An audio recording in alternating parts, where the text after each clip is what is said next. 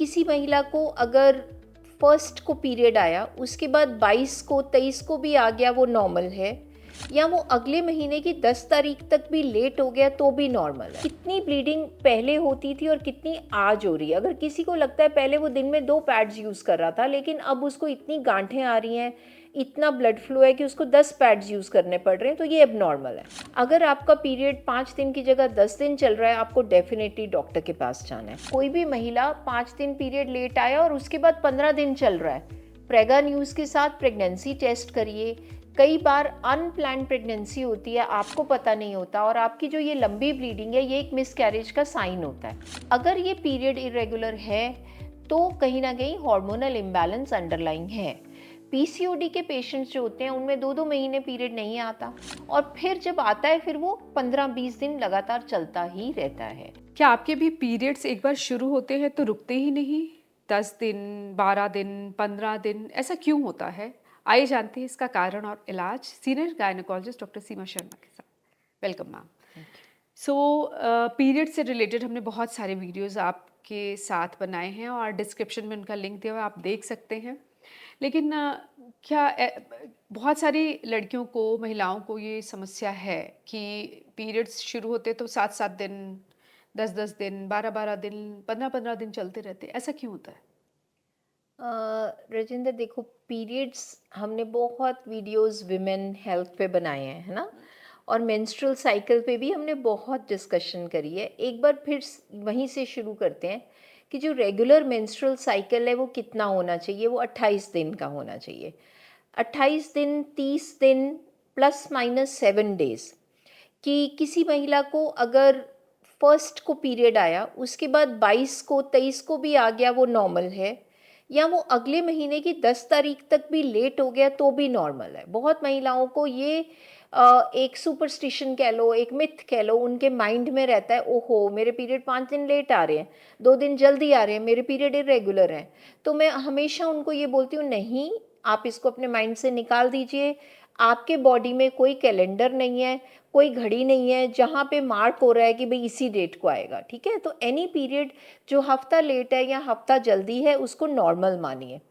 अब number of days हो गया कि कितने दिन ब्लीडिंग रहनी चाहिए। तो मुझे ऐसा लगा कि आपका सवाल इसी से लिंक्ड है जी। कि कुछ महिलाओं को जब पीरियड आता है तो वो 8 दिन चल रहा है, 10 दिन चल रहा है, क्या ये नॉर्मल है। सो आंसर इज कि अक्सर महिलाओं में, मेजॉरिटी में, पीरियड 4-5 या मैक्सिमम 6 दिन चलता है। अब एबनॉर्मल और नॉर्मल की डेफिनेशन ये है कि जिसका शुरू से 6 दिन महीना आता था, आज भी 6 दिन आ रहा है, वो नॉर्मल है। पर हाँ, सपोज मेरे पीरियड अगर पहले 2 दिन आते थे, पर अब वो 6 या 7 दिन रहते हैं, तो वो भी एबनॉर्मल है, number 1। Number 2, the amount of blood flow. कितनी ब्लीडिंग पहले होती थी और कितनी आज हो रही है। अगर किसी को लगता है पहले वो दिन में 2 पैड्स यूज़ कर रहा था, लेकिन अब उसको इतनी गांठें आ रही हैं, इतना ब्लड फ्लो है कि उसको 10 पैड्स यूज़ करने पड़ रहे हैं, तो ये एबनॉर्मल है। इसका मतलब है कि उसको डॉक्टरी राय ज़रूर लेनी चाहिए। तो द आंसर इज़ कि any change in your normal menstrual cycle, क्योंकि हर किसी को 17-18 साल की एज में majority people have a very regular cycle. उस साइकिल से जब कोई भी चेंज हो रही है तो उसमें आपको थोड़ा अलर्ट रहना है। अगर आपका पीरियड 5 दिन की जगह 10 दिन चल रहा है, आपको डेफिनेटली डॉक्टर के पास जाना है।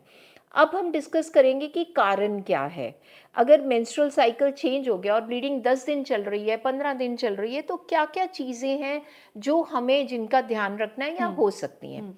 तो फर्स्ट हम बात करेंगे, एज पे डिपेंड करता है। सपोज करो कोई महिला रिप्रोडक्टिव एज में है, 25 ईयर्स से लेके या 20 साल से लेके 45 तक हम महिला को रिप्रोडक्टिव एज में मानते हैं। उसमें अगर किसी को 15 दिन ब्लीडिंग हो रही है, अगर मुझे दिखाने आता है कि डॉक्टर साहब मेरी ब्लीडिंग बंद नहीं हो रही है 15-15 दिन, तो मैं सबसे पहले क्या रूल आउट करती हूँ, प्रेगनेंसी। अगर कोई भी महिला 5 दिन पीरियड लेट आया और उसके बाद 15 दिन चल रहा है, प्रेगा न्यूज़ के साथ प्रेगनेंसी टेस्ट करिए। कई बार अनप्लान्ड प्रेगनेंसी होती है, आपको पता नहीं होता, और आपकी जो ये लंबी ब्लीडिंग है, ये एक मिसकैरेज का साइन होता है। और बहुत बार हमारे साथ ऐसा हुआ है कि ओपीडी में पेशेंट आता है, 30-32 साल का होता है, वो ध्यान नहीं दे रहा है, उसका पीरियड 10 दिन लेट आया था पर अब बंद ही नहीं हो रहा, इतना हैवी हो रहा है, और हम जब चेक करते हैं, it is a pregnancy. and it has ended up in a miscarriage.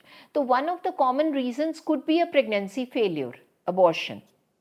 Second most common is hormonal imbalance.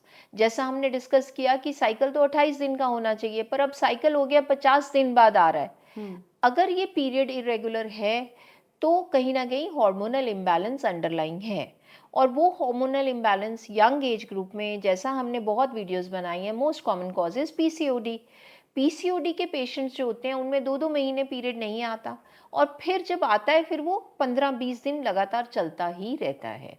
तो अगर किसी को ऐसा मेंस्ट्रुअल साइकिल है, उसको डॉक्टर को दिखाना है, अपनी लैब टेस्ट कराने हैं जिसमें उनका हीमोग्लोबिन चेक होगा, उनका थायराइड चेक होगा, प्रोलैक्टिन चेक होगा, प्लस हम एफएसएच, एलएच, एएमएच हार्मोन्स करते हैं पीसीओडी को डायग्नोज करने के लिए. तो आप अपना ब्लड टेस्ट कराएंगे, अल्ट्रासाउंड कराएंगे. अल्ट्रासाउंड क्यों ज़रूरी है 20-22 साल के बाद?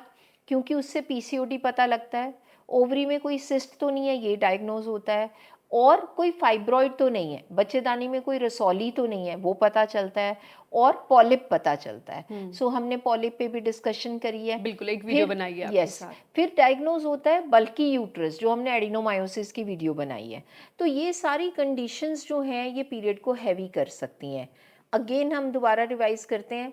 हार्मोनल इम्बैलेंस से आपका पीरियड लंबा चल सकता है, या कई बार अनीमिक पेशेंट्स जिनका एचबी कम होता है उनमें भी मेंस्ट्रुअल फ्लो हैवी होता है.